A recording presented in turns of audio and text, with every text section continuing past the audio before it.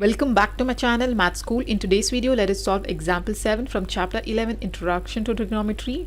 In my previous videos, I've completed examples 1 to 6 and exercise 11.1 from the same chapter. If you have not watched these videos, do find the link in the description box below or click the I button above. So now quickly let us begin with the video. Example 7 from chapter 11 Introduction to Trigonometry says in triangle PQR right angled at Q. So they have given us a figure PQR which is right angled at Q. The PQ value is 3 centimeters, PR is 6 centimeters, and we have to determine the angle QPR. So we have to determine this angle QPR and angle PRQ.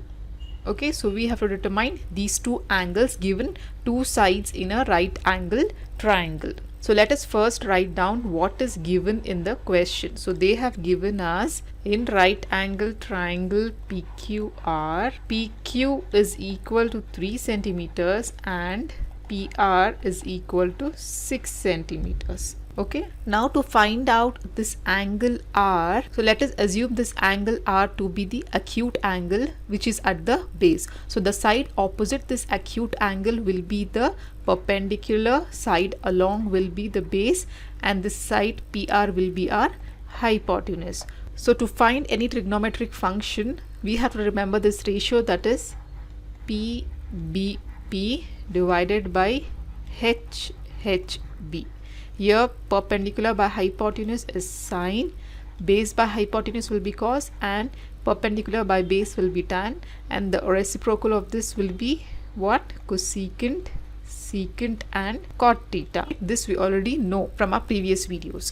Now, which are the two sides given in the triangle? Perpendicular side and the hypotenuse side is given. What is perpendicular by hypotenuse? If we see here, it is the sine value. Sine is nothing but perpendicular by hypotenuse. So we will take this trigonometric function at angle R. So sine R is equal to perpendicular by hypotenuse, that is Q by hypotenuse is PR.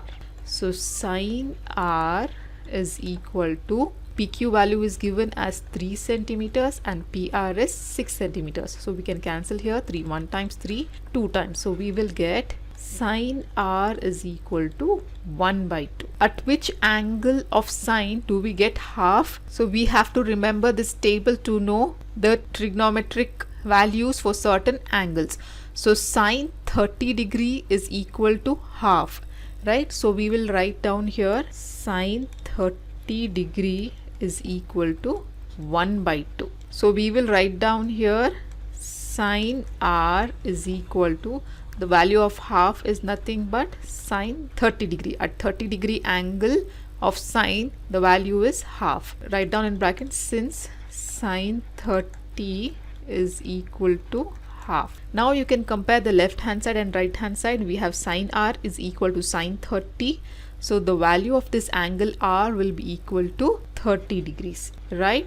So we got this angle as 30 degrees, and this angle Q we already know it is a 90 degree angle. So now we can find out this angle P easily by applying the angle sum property of a triangle where all the three angles in a triangle will be equal to 180 degree, right? So we can write down, we know that angle P plus angle Q plus angle R is equal to 180 degree from angle sum property of a triangle.